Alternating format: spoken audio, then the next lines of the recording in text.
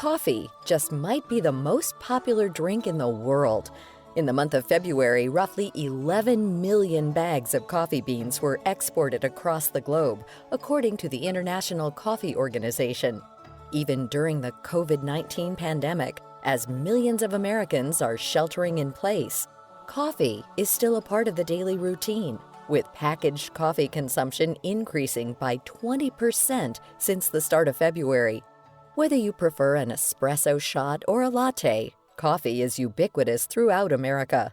It's prevalent in pop culture, famous as a morning or afternoon pick-me-up, and can be very affordable.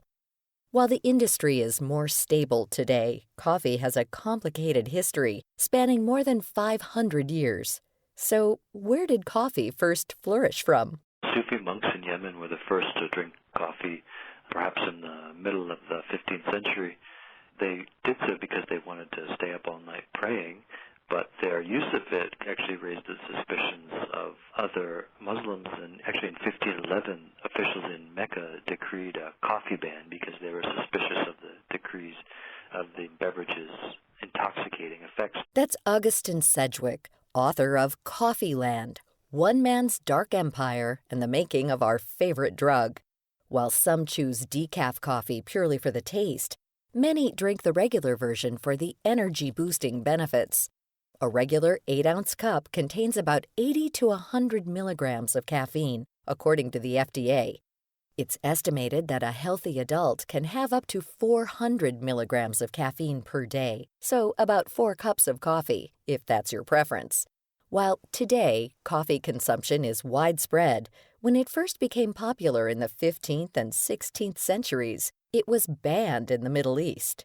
However, that failed to stop its spread. The word coffee is often thought to be derived from the Arabic word kawa, which carried several meanings, including wine, which is prohibited under Islamic law, and so therefore raised some questions with the people charged with enforcing that law. The coffee ban decreed in Mecca actually didn't have much of an effect, as it turned out, and over the next 100 years in the 16th century, coffee drinking spread widely across the Ottoman Empire and the Islamic world, which is where Europeans first encountered it around the turn of the 17th century. Coffee first arrived in Europe in 1615 through Venetian merchants, and the first coffee house opened in Italy just a few decades later. The drink and its stimulating effects took hold across Europe and quickly spread to the U.S. by the mid-1600s. The increasing global demand for coffee put a strain on production, since growing the coffee plant and harvesting the berries are both laborious work. The first challenge for anyone who wants to make people work coffee is to figure out how to do so. Coffee is a labor-intensive crop. It requires not only a long list of complicated tasks to get up and running. The plant itself is native to Ethiopia. It's a tree or a shrub with waxy green leaves and bright red berries, or they get bright red when they're fully ripe, even verging into purple. It can grow to heights of 20 or 25 feet, but most often it's capped at the top to concentrate its growth in areas that are most accessible to human arms and hands, so about 5 or 6 feet off the ground. In coffee plantations, coffee trees grow fairly close together and fairly thickly and densely. So to pick coffee and to work on a coffee plantation is to constantly be moving through a thicket of branches and leaves in search of ripest berries at the best time. Because of the amount of strenuous labor involved, the coffee industry burgeoned in developing countries in Central and South America, where labor was cheap. One businessman that Sedgwick chronicles in his book is James Hill, who built a coffee empire in the country of El Salvador. James Hill was born in Manchester, the slums of Manchester, in the late 19th century, about 1870. The best thing that could become of someone born in the slums of Manchester at that time was to get a job as a salesman selling those things that Manchester made out in the wider world. And that's what Hill did. At the age of 18, he got a job as a textile salesman in Central America and traveled from Manchester to El Salvador. Once he was there, he married well into a family that had coffee plantations and owned land where he could develop additional plantations. And what he did, which made him so extraordinarily successful in part, was to bring the industrial mentality of Manchester's factories to the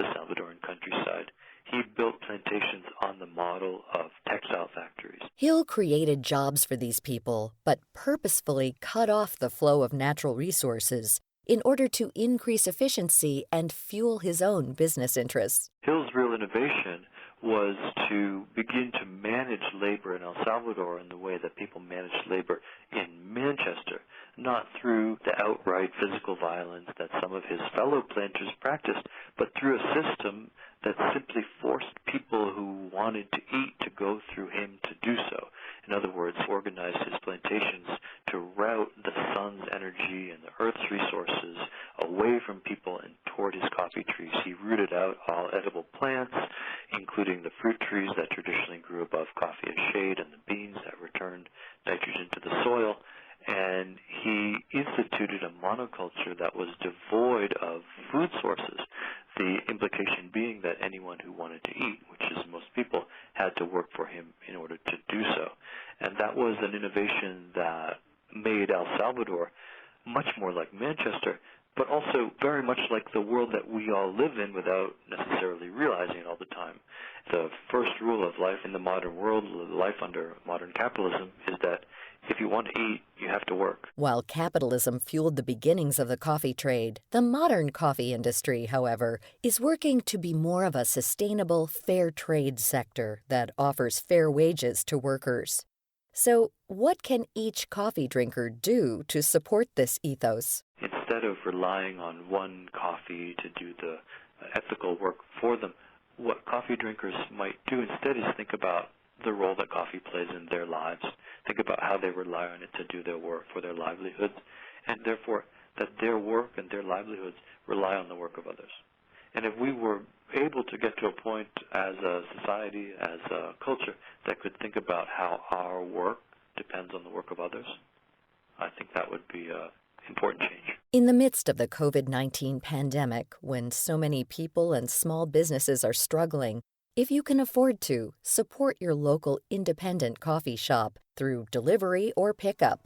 Some shops are also selling gift cards that you can use towards future purchases.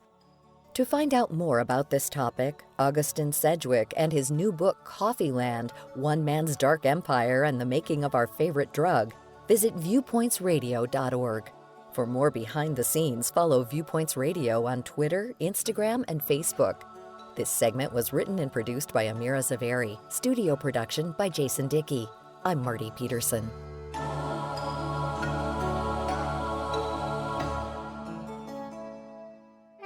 Viewpoints returns in just a moment. Coming up next week. But as you grow more into adulthood, at least for me, there was more regret, more guilt, more feeling remorse for how I acted the night before. Acclaimed chef Ileana Reagan opens up about her past, present, and future.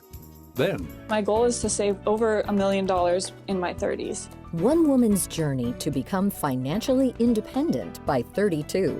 I'm Marty Peterson. And I'm Gary Price. These stories in depth on your public affairs magazine, Viewpoints.